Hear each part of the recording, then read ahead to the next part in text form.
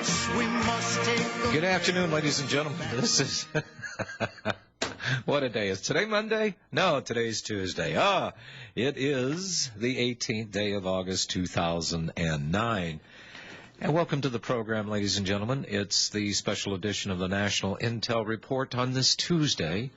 You know, just had a weird thing happen here. Our internet provider decided, since we didn't email them back in a timely manner, they just took the entire site down.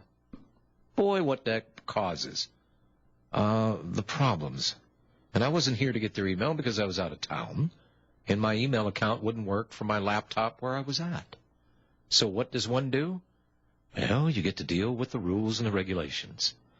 At any rate, we're back up and running. Guys up in Canada,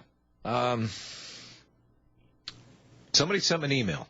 Said, I enjoy listening to your program, but your lack of understanding on healthcare issues as they pertain to Canada is difficult to stomach at times. Please take a moment to review the URLs below.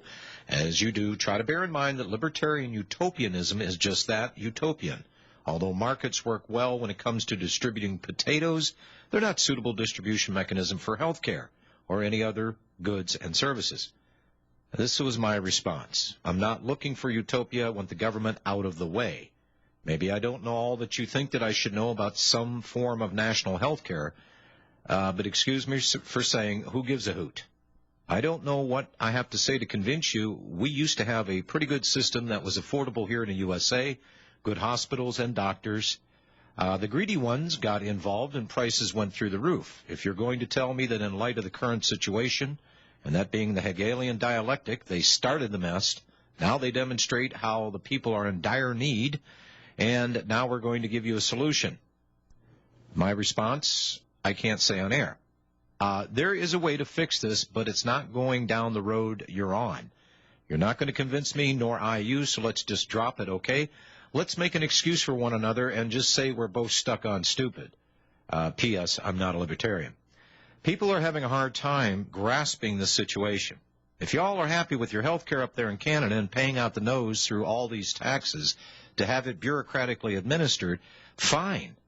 But don't misunderstand. I don't care what kind of health care you have up there. If you people don't care and you're happy, that's fine. The battle is going on here in this country. They want their nationalized health care, or the Obamacare, or the Hillary Clinton universal care, or however they want to modify it. We're not talking potatoes here. Potatoes for distribution does work well for a free market, as well as a competitive free market for such things as health care. And that's even a misnomer. You know, that was a new word, kind of this Orwellian-type word that was invented, health care. Well, who's caring and who's managing? I don't know what else to say on this subject except to say I don't know what to say. I don't want health care managed or distributed or anything else through the government. If y'all are happy with fascism, fine, but not here in the good old U.S. of A. Thank you very much. We'll be right back. Talk Radio. You're listening to the National Intel Report with your host, John Stadtmiller.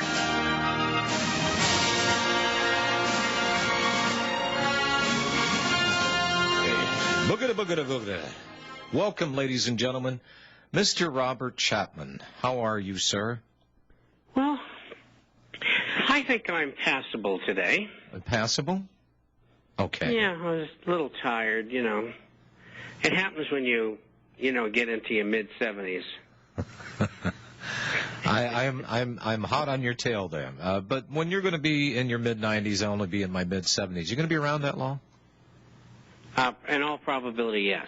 I have a funny feeling you're not a bad man, but you're ornery enough just to spite them to stick around. That's right. All right. And watch us win. There you go. Robbie Noel, sir, are you there? I'll be here. You be there? Be closer to the mic, my friend. Yes, I know. I had to do something. Sorry. Oh. How are you today, He's sir? into that African patois again. Oh, my goodness gracious. I just experienced another Monday on a Tuesday.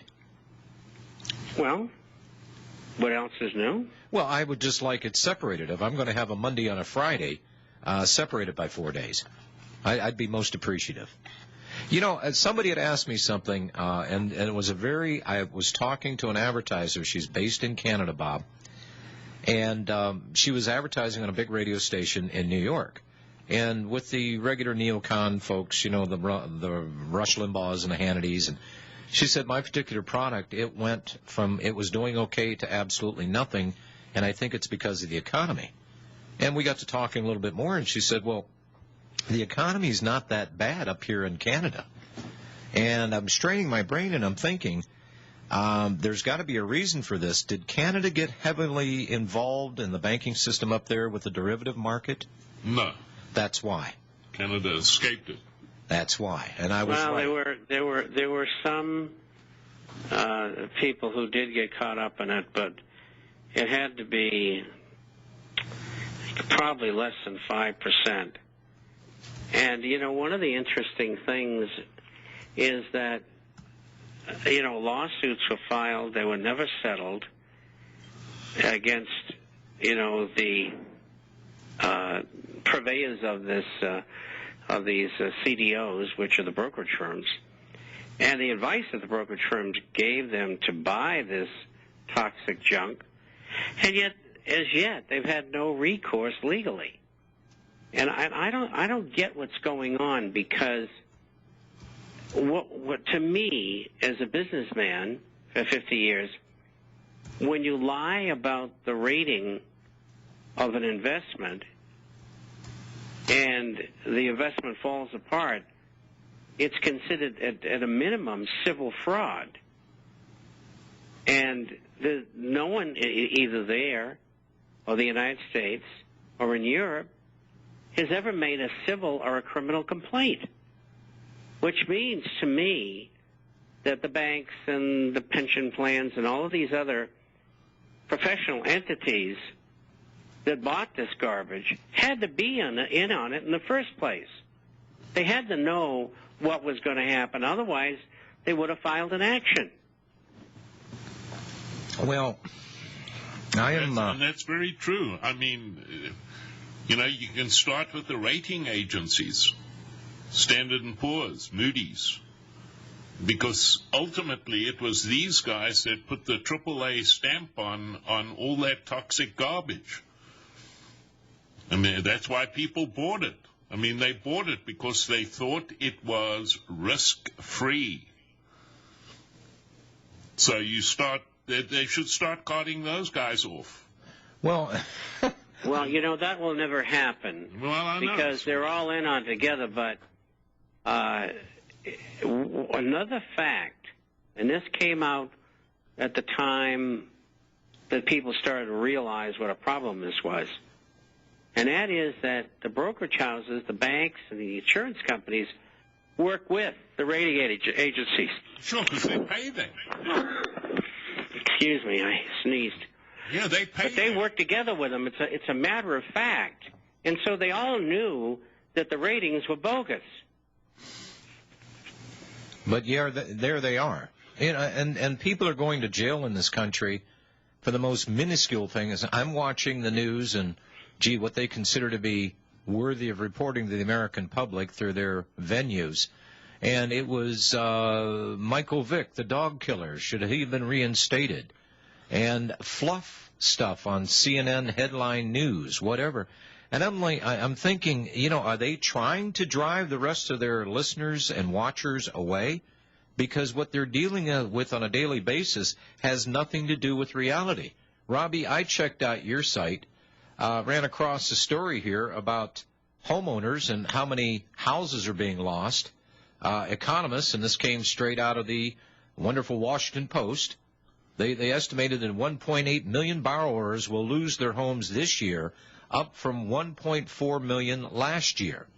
Now, is that a combined figure, Robbie, of 3.2, or are they just talking about a mere 400,000 people extra that are going to lose their homes? I mean, if you read through the story, I mean, it goes on to explain that within the next 12 months, probably 5 out of 7 homeowners are going to be upside down. Well, but then you go to Bloomberg, and here's this conflicting information. Now, I know why Bloomberg is doing the stories that it's doing, because they don't want people dropping out of the stock market. They were touting the fact this morning that, hey, this is a great rebound for the market. We were off 50% back in May. Well, we're back up, even though they took a hit yesterday of almost a couple hundred points on Dow. But it doesn't matter to them. I'm looking at their story today, talking about U.S. economy, single-family home starts rose in July, and they're throwing around work began on single-family dwellings at 490,000, an annual pace up 1.7% from June, the most since October. Well, you drop down to the next paragraph, and it says falling home values and government stimulus efforts, such as tax credit for first-time buyers, are boosting sales and stemming the housing meltdown. The last sentence in that paragraph, and the story goes on,